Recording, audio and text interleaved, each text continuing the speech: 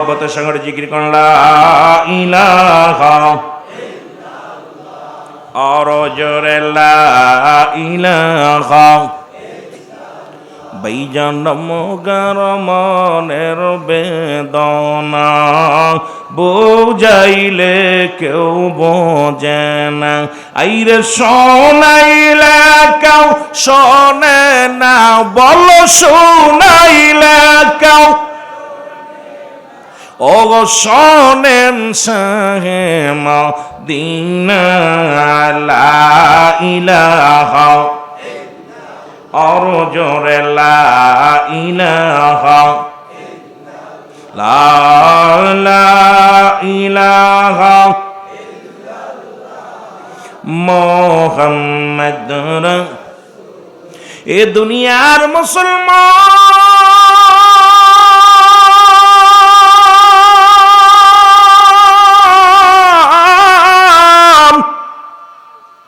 যে কথাগুলো বলি দিলের কান্ডা লাগা শোনা গো ওয়া করলে দুই চারটে কথা বলতে পারবো, নয়তো আমার দ্বারাই সম্ভব না।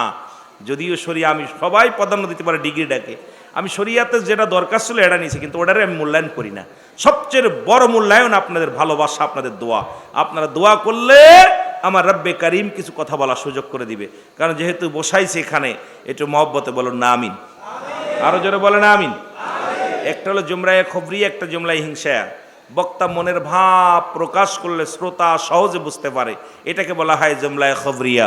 জুমলা হিংসা বক্তা মনের ভাব প্রকাশ করলে শ্রোতা কোনো কিছু বুঝতে পারে না, কথা বুঝেননি, এটাকে বলা হয় জুমলায় হিংসা। আমিও চেষ্টা করতেছি জুমলায় খবরিয়া করে কথা বলার জন্যে, একদম সাধু ভাষায় বইয়ের ভাষায় কথা বলার জন্য চেষ্টা করতেছি। এখন তারপরও যদি না বোঝেন তাহলে আমি মনে করব মাহফিল কমিটি আমাকে দাওয়াত দিয়ে ভুল করে ফেলেছে, কারণ মাহফিল কমিটি যাচাই বাছাই করে। এখন করার পর একটা বক্তা যখন মাহফিলে আয়োজন করে, আয়োজক কমিটি সবাই 10 জন বসে এক জায়গা, বৈশা কারে আনা যায়, কি করা যায়, এটা গবেষণা করে দাওয়াত দেয় বক্তা। এখন এই বক্তা আনার পর যদি শ্রোতা বুঝতে না পারে, আমি মনে করি এই বক্তার দাওয়াত না দেওয়াই উত্তম। আমি একবার, আপনি অনেক সময় দেখছেন ওয়াজের ভিতরে বলছি, সিলেটে একবার মাহফিল করতে গেছি 2004 সালে। তা 4 সালে যেহেতু মাহফিল করতে গেছি, 2 সালে কামেল কমপ্লিট করলাম। তা আমার বাবারা যখন ওখানে গিয়েছি, তা এখন ওই এলাকার খানা খাইতে পারি না, খুব কষ্ট। তখন দাড়ি মোছ সবাই উঠছে। এখন আমি আর মাসুম বিল্লাহ সাহেব ওয়াজ করে আসতেছি, তো ওই এলাকার খানাটা কেন যেন একটু আমাদের কাছে আনিজি লাগে। সব জায়গার খানা তো আর ভাল লাগে না, এখন ওনটা কষ্ট পাইব। তবে ভাই কষ্টের কোনো কারণ, এক দেশের গালি এক দেশের বলি। খানা খাইলাম, আমার বমি বমি ভাব হচ্ছে। তা আমি বলতে, ভাই আমার তো বমি আসতেছে, কেমন করি? বক্তা বলতেছে, আর নাইমে একটা পান খাও। তার পানের দোকানে যায় বলতেছে আউশকান্দি, জায়গাটার নাম হলো আউশকান্দি, সিলেট থেকে আসার পথে। তা আমি নাইমা বলছি, ভাই আমার একটা দোকানদার বলছি, ভাই আমার একটা পান দেন দিই। দোকানদার কয়, হুজুর আপনি শুকনা গো দেখাইবেন না কাঁচা গো দেখাইবেন, গোয়া। তখন উনি বলছে গু, আমি মনে হচ্ছে গু, কথা বুঝেন নাই? ওনার তো ভাষা তো কেমনি টাইনে টাইনে বলে, হুজুর শুকনা গো দেখাইবেন না কাঁচা গো দেখাইবেন, কথা বুঝেননি?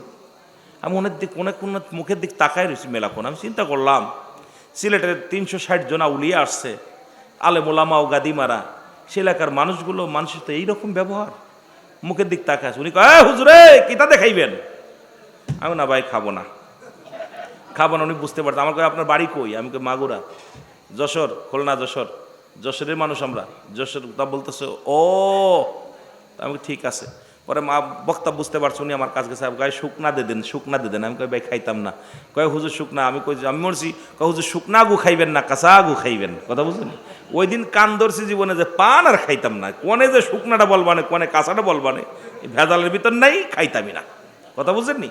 তো এই জন্য এক দেশের গালি এক দেশের বলি, এই জন্য আমার বাসার লগে বাসা মিলবো না, তবে চেষ্টা করি আপনাদের বাসার লগে যেন মিলাইতে পারি। আল্লাহ কবুল করুক, সকল বলো না আমিন।